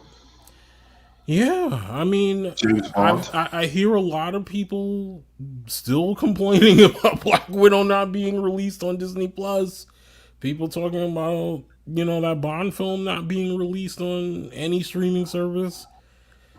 I understand what Disney is trying to do. I completely do. I think that they think there is gonna be a time when maybe there will be an acceptable amount of people going to theaters after an acceptable amount of vaccinations being out there, and they want people to see that in a major format. I mean, again, I feel like that's a fluid situation, though. I think that at some point they're going to realize they have to really make a hard choice, Yeah. and it's a choice that maybe they don't want to make, and that is to make it available for people to watch it on streaming. Yeah. And even if they offered it at again, if they offered it the way that they offered Mulan, I think when they did the Mulan release and they were charging $30 for that movie, I thought that was a mistake. I was like, that movie is not the movie you put out for that money. For 30, exactly. If you put out, I said to people when it happened, I said, this is a very different story if this movie is Black Widow. Right. Nobody is complaining if it's Black Widow. You're going to see people praising Disney for putting this out for $30 to watch at home. To watch at home, yeah. You know what I mean? Yeah. So. Yeah, I agree with you. Yeah. I mean, everything that you said, I think you and I talked about this. I mean, everyone's saying what we're going through right now with this pandemic. This is like the death knell for movie theaters all over the world. Yeah. This is the beginning of the end. And I remember people were saying even before the pandemic, there were people in the industry that were saying that with streaming become this huge thing and whatnot, that movie theaters were already losing money. Yeah. For the past several years. I mean, because think about it, Mike. You're charging people $16 for a movie ticket. That's the average price in New York. Mm-hmm. Okay, now imagine a family of say 5 or 6. That's damn near $100. Yeah. That doesn't include dinner. Yeah. That doesn't include snacks. Yeah. That doesn't include parking. Yeah. Okay. When all is said and done, that whole night is going to run you between maybe $200 or $300. Yeah. For one night of family entertainment. That's insanity. Yeah. That's total insanity. Okay. I remember, remember when movies were what, $5? Oh yeah, absolutely. Come on, man. Absolutely. They charge you had $10 for popcorn, bro. Yeah, or you had the off Broadway movie theater that had old movies for $3. I mean, me and Mike go back to when Worldwide Cinemas on 50th and 8th Avenue had movies that we had already seen for less money, and people would still go see those movies there. Yeah, but like they'd never seen them. Man. Yeah, like they'd never seen them. They'd still go and see them. You know what I mean? So it's like, I think what happened is that the movie industry, and to a certain extent also Broadway, because this also affects Broadway in a way that I don't think people really understand. That those industries lived high off the hog for a long time. Like a long time. And this pandemic has been this course corrector for those industries, because it's almost like, as much as I love the theater became this thing where it priced people out. Like there were literally people who couldn't go see certain shows because the tickets had just become so ridiculously expensive. And it'll be, I think the movie / TV component of it will be okay. I think streaming will help that much better, to the chagrin of exhibition houses. Right. I think, and I've speculated on this show that those things will probably be bought by studios. I think studios will have those things so that they can put things out, when they want to have those things, considered for award ceremonies and things like that. They'll own a certain amount of theaters around the country, and that'll be their device to sort of get things out and official for, award season.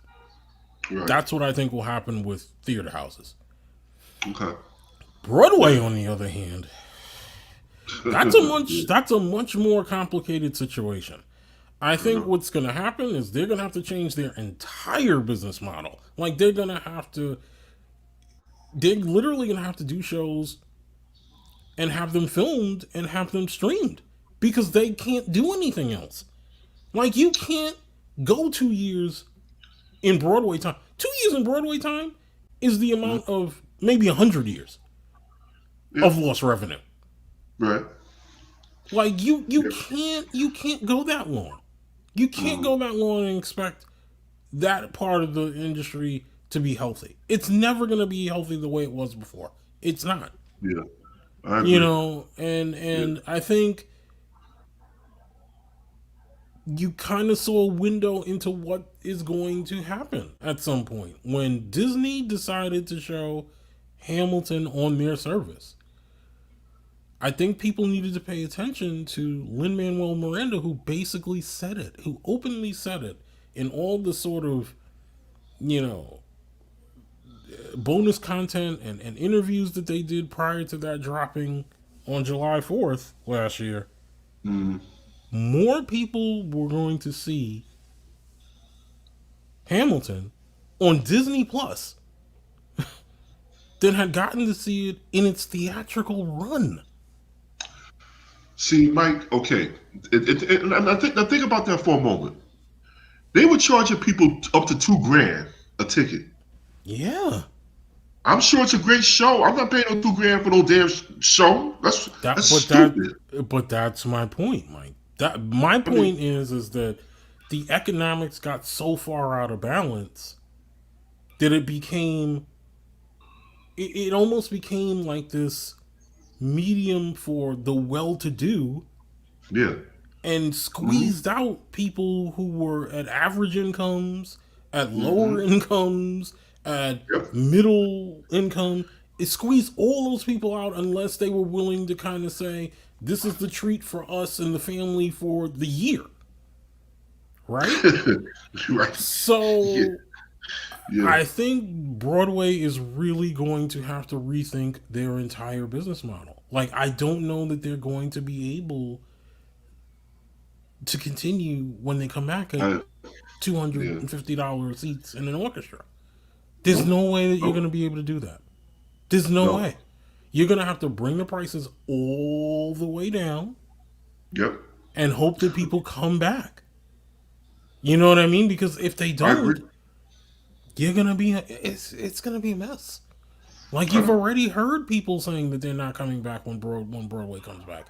When Disney yeah. says they're pulling shows out when they don't know when Broadway's coming back, they've literally said they already literally closed one show late, not even late last year, early last year. They were like, Mm. this show's not coming back. Yeah.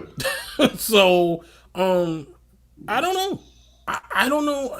And what makes that even more sad to me is Mm. if Broadway is that well hurt by this, what's gonna happen to all those Broadway houses? They're gonna close. What's going to happen to the performers? What's gonna happen to the performers? Where You they're gonna know. get jobs to supplement the income that they've lost? You know Like, how many actors and crew members, even like last year, was saying, I can't stay in New York anymore. I got to go back to LA. I got to go back to Arizona. I got to yeah, make some money. And this was yeah, people like even like people like musicians in the orchestra pit. Those shows, no money. Actors are suffering. The directors, it's just pitiful. I mean, yeah, yeah. So what can you do? It's I feel bad for them. I mean, Broadway is like I forgot how much they say it generates in New York revenue, mm, but yeah, like I don't know, bro. It's just yeah, but like I said, but when you have shows like Hamilton or The Lion King, where they charge, I mean, I don't know how much The Lion King was charging, but going back to Hamilton, ain't no way in the world I was gonna go see that show for no $2,000. And I yeah. know there were people that were saying, "Well, $2,000 is nothing." Really? Oh, yeah, that's something. $2,000 is something. Trust me, Yeah, it and is. mind you, the people the Yeah, people that were saying that, it's not like you look at them and say, "Oh, so you must be a doctor, or you must have some high profile career that you could just drop two yeah, grand like it's yeah, nothing." I'm sorry, yeah, a lot of us don't have it like that. yeah. It's true, brother. It's true. It's very true. And I mean, I don't know. I Yeah, honestly don't know. Like, the Lion King was an expensive show too, but it was nowhere near. It was nowhere near Hamilton expensive. yeah. And You know. I've only seen a handful of Broadway shows in my lifetime. Only Yeah. I can count on one hand Yeah. Yeah. the shows I've seen on Broadway. Yeah. I mean, it's not a medium that I would say that I go to every year. I mean, Yeah. there has to be a certain show that compels me to want to go see it. And there was one show that I'm sorry I didn't get to see it before COVID hit, and Which one? they had did a rendition of a soldier story on Broadway that had David Allen Greer, and I think Mm. this guy I think Blair Underwood was in the show too, Yeah. and the seats were pretty affordable, and I Okay. just didn't get a chance to. I was looking at it in February, and I was like, oh, let me try and go see it before it goes, because it was in a limited run and it was about to go off Broadway, and then when I went to go back, we were knee deep in COVID, and I was like, Wow. oh, Wow. Shit. like so. I don't know. I this is gonna redefine the exhibition theater Yeah. movie industry. I'm not sure where we go from here with any of those things. And Yeah.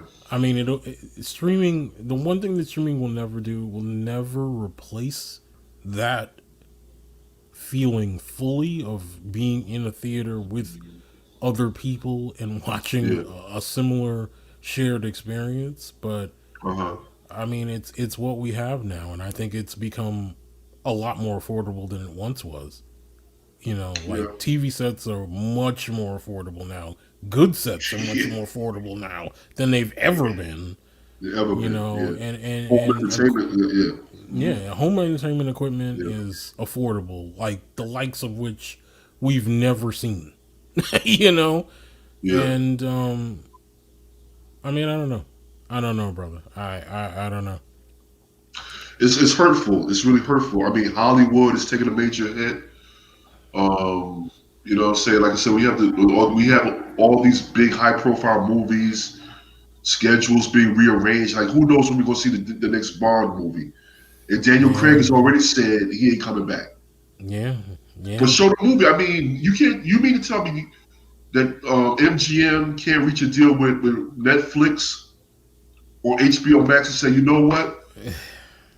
I mean, we're just gonna put it out there because Yeah, that movie was supposed to come out, I think, yeah, last spring. yeah. But Um, I think MGM is looking long game with this. I think they're looking to sell in general. I think they're looking to sell to somebody in general to take them over, because I don't yeah, think that they're really making a lot of money either. I think a lot, and I called this. I called this years ago when people didn't want to hear it. I said, what's going to happen in streaming is this: is that the giants are going to be okay. The ones that were prepared for this are going to be okay, right, and the ones that decide, well, we're going to get into this late and we're going to try to compete in a way that we're not really able to compete, are not going to not do gonna very survive. well, No, because people aren't going to have every streaming service that's out there. They're going to have probably the three major ones, four yeah, major ones if there are four of them, and everyone else is going to be like struggling. yeah, I mean, yeah, MGM has a streaming service called Epix that they finally decided to start really. Epix used to be something that needed to be tied to your cable subscription. Then they yeah. finally decided to go full blown offering it Streaming. as a streaming service with a Yeah, monthly fee, and I guarantee you Epix is not doing well. It's not doing mm, well at all, because yeah, there aren't very many people who know about it, one, and right. two, they don't market it very well, and three, um I mean, other than your Bond catalog, what else do you have? Rocky. Rocky and Bond. That's pretty much it. Yeah, And those are things at this point that, when you look at other streaming services that are looking for content, those become like the complementary pieces that help other streaming services get better. Like, I've right. made the argument to very many people that if Apple is really serious about being a streaming player, they need to buy content. They need to buy something like MGM. That's the Mm, only way that they're going to ensure their survival out here. yeah, And they don't, people don't understand. And people are like, well, why? Why would they buy it? I'm like, because if you want to be a streaming player, you need content. You need very basic content. You know what I mean? Basic stuff mm, that brings people back all the time. Yeah, And if you buy Bond and you buy Rocky, I'm telling you, people will sign up for Apple. of course, of course. Yeah, yeah. You know what I You're mean? right. You're right. So, You're right. you know, I mean, we'll see.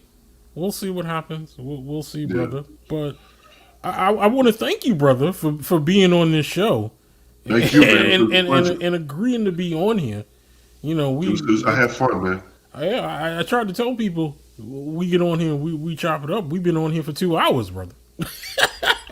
Hey, man, listen, but you know what? This is 2 hours well spent. Yeah, absolutely, And brother. honestly, I still don't feel we talked about enough. No, no, not at all. We could talk. We could talk more, brother. We'd be here fucking 12 hours. Hey, that'd be all right with me. Yeah, Shit, but I'm good. yeah. But brother, please summarize where people can find the projects that you're on and the things that you're working on again, so that they know, so that they can possibly support those things and where to Okay. watch and things like that, brother. Go ahead. All right. Um. I'm just put this out. Mm, Remember back in the beginning of the show, I told you I was producing some shows, mm, some theater shows. yeah, My producing partner, we had posted them up on YouTube, mm, and for some reason, it was more her venture than mine. I just came on as like a co-producer, but mm, she took them off. For some reason, I still don't know, mm. but so there's that. Okay. But the short films I've done, you can find them on Prime. They're called DNR Mm-hmm. and The Needs, Okay. and it's gonna be more stuff in the future. Yep. You can find me, Michael Andrews. You can find me on Facebook. Mm-hmm. Um, you can also find me on IG. Uh, uh, Big Dog Badass Mm-hmm. Okay. on Okay. IG. Yeah. So, but those are only like two major platforms that I do. Social media platforms that I do on a regular. Okay. Um, also check out Every Day the Brand on Mm, IG. That's my friend Jermaine Smith's company, so you can follow him on there as well as on Facebook. Um, Also Terrell Perkins, you can follow him on Facebook and IG. On IG, he's a Storyboard 3. nice. Find him on there. So Nice. those are two major filmmakers that I work with at the moment. So yeah, but you know, a lot of stuff coming up in the future. I'll definitely keep everybody informed. Definitely keep you informed. And All right. I had fun. I mean, I definitely want to do this again. I really do, man. Yeah, absolutely, brother. I We'll really have you do. on again. We'll have you on with Antonio, and we'll chop it up. You'll get to talk to Okay, Antonio, meet Antonio, and we'll chop it up some more in the cool, future. I want cool. to thank everybody who took the time to listen to this show, watch this show, or you will be listening to it when we drop it on our platforms like Spotify and Apple Podcasts and things like that. Yeah, like, comment, and subscribe. We are on YouTube, Fandom Initiative. We are also on IG, Fandom Initiative. We are also on Facebook, Fandom Initiative page. Um, Definitely. Yeah, I mean, it was good, Mike. Good to see you. Good to talk to you, brother. You too, brother. Yeah, and everyone, thanks for listening, and we will be back next week. I think Antonio will definitely be back next week with us. So, yeah, take care and remember, be good to each other. Don't be a dick, as Antonio would say. Uh, um, and yeah, take care. Thanks, and thanks for hanging with us. All right. Bye. yeah.